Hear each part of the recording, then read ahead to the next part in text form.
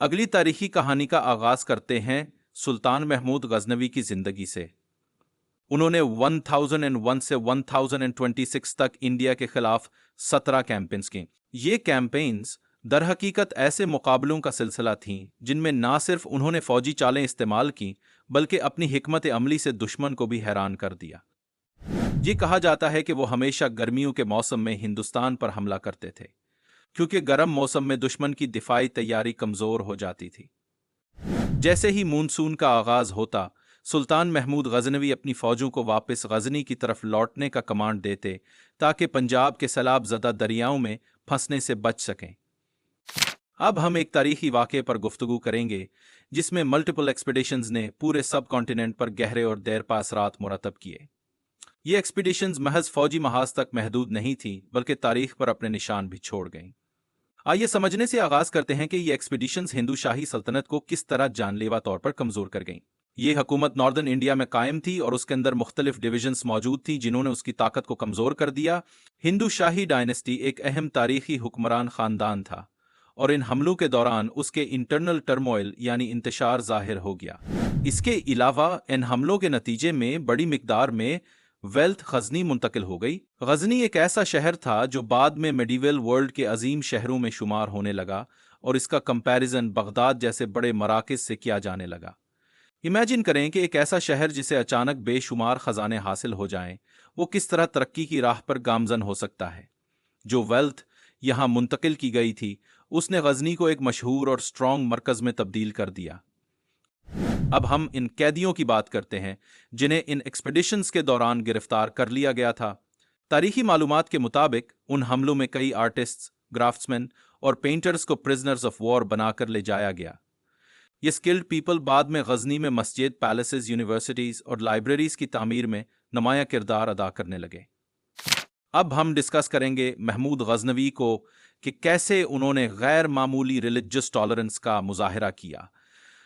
उन्होंने conquered regions में रहने वाले मकामी लोगों को अपनी मजहबी इबादत अंजाम देने की आज़ादी दी, बशर्तिया ये कि वो मिलिटरी तौर पर उनके खिलाफ मज़ाहमत न करें। यहाँ रिलीजियस टॉलरेंस का मतलब है कि मुख्तलिफ मजहबी अकायद रखने वाले अफराद को ज़बरदस्ती के बगैर अपने तरीके से इबादत करने की इजाज़त हो।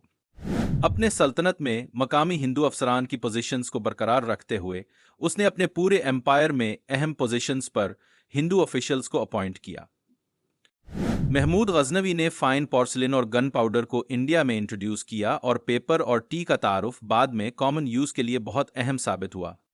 इसके अलावा महमूद गजनवी ने गजनविद एम्पायर को निहायत कामयाबी से एक्सपैंड किया और सब कॉन्टिनेंट दाखिल हुआ बाय कॉन्करिंग पंजाब। महमूद गजनवी का ये सफ़र 1030 में मुकम्मल हुआ जब उनका इंतकाल हुआ। क्या आप तसव्वुर कर सकते हैं कि उन तमाम तब्दीलियों के दौरान लोगों की जिंदगी किस हद तक मुतासिर हुई होगी? अब हम एक इंतहाई दिलचस्प तारीखी वाक़े पर बात करेंगे, द राइज ऑफ द गौरिड्स।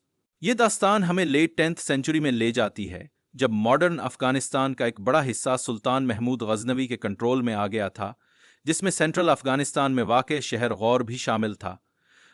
जब महमूद गजनवी का इंतकाल हुआ तब मोहम्मद गौरी ने 1173 में गजनविद एम्पायर के बाकी इलाकों पर कब्जा कर लिया। ये एक अहम मोड़ था क्योंकि गवर्नमेंट स्ट्रक्चर में बुनियादी तब्दीलियां आ रही थीं। मोहम्मद गौरी और उनके बड़े भाई ने एक वाज़े मकसद के तहत काम किया। उनका एम पर्शिया, अफगानिस्तान, सिंध और नॉर्दर्न इंडिया को अपने कंट्रोल में लाना था। ये दोनों भाई मिलकर एक रीजनल पावर के तौर पर उभरे। जब उन्होंने हेरात को फतह किया तो ये उनकी काबिलियत और ताकत का एक नुमाया सबूत बन गया। इसी दौरान वेस्टर्न पर्शिया के राइवल्स ने गौरिड्स को वहां लिजिटिमेट रूलर्स के तौर पर तस्लीम कर लिया जो उससे कबल गजनविद्स के ज़ेरे असर था। आखिरकार मोहम्मद गौरी और उनके भाई ने 1188 में उस वक्त के गजनविद रूलर से लाहौर पर कब्जा कर लिया। इस फतह ने साउथ वर्डिक लैंड रूट खोल दिया towards Delhi through the Khyber Pass, एक ऐसा रास्ता जिससे फतह के नतीजे में मुमकिन हुआ और जिसने ट्रेड और कल्चरल एक्सचेंज के लिए नए दरवाजे खोल दिए। पृथ्वीराज चौहान, द हिंदू राजा। हम एक ऐसे बादशाह की बात कर रहे हैं जिन्होंने नॉर्थ वेस्टर्न इंडिया में अपना इन्फ्लुएंस कायम किया। पृथ्वीराज चौहान ने अपनी ताकत और हुक्मरानी के जरिए इलाके को स्टेबल किया और वो अपने जमाने में एक मजबूत ओपोनेंट समझे जाते थे। एक तारीखी वाक़े के मुताबिक 1191 में महमूद गौरी ने ईस्ट पंजाब के करीब वाक़े भटिंडा फतह किया, जो पृथ्वीराज के ज़ेर असर इलाकों का हिस्सा था। भटिंडा एक किला था जो हिफाजत और दिफा के लिए एक मजबूत मरकज के तौर पर बनाया गया था। उसके बाद पृथ्वीराज चौहान ने इस चैलेंज का सामना करने का फैसला किया और अपनी फौज के साथ तराइन की जानिब रवाना हुए, और 1192 में उन्हें मोहम्मद गौरी के हाथों शिकस्त हुई, जिसके नतीजे में हिंदू हुक्मरानी का खात्मा हो गया। अगर आपके करीब कोई स्कूल नहीं है या जो पढ़ते हैं वो मुकम्मल तौर पर समझ नहीं आता या किसी वजह से क्लासेस मिस हो रही हैं, तो पॉकेट स्कूल उर्दू आपके लिए है। हमारे साथ सीखें और अपने फ्रेंड्स और फैमिली के साथ ये वीडियोस शेयर करें ताकि हर बच्चे तक तालीम पहुंच सके और कोई भी बच्चा तालीम से महरूम न रहे। अगर आपके जहन में कोई सवाल है तो कमेंट्स में ज़रूर पूछें, और अगर आप किसी और टॉपिक पर वीडियो देखना चाहते हैं तो हमें कमेंट्स में बताएं। हमारे चैनल पॉकेट स्कूल उर्दू को सब्सक्राइब करें ताकि आप हमारी नई आने वाली वीडियोस से अपडेटेड रह सकें। नेक्स्ट टाइम मिलेंगे एक और दिलचस्प टॉपिक के साथ, तब तक के लिए take care and good bye.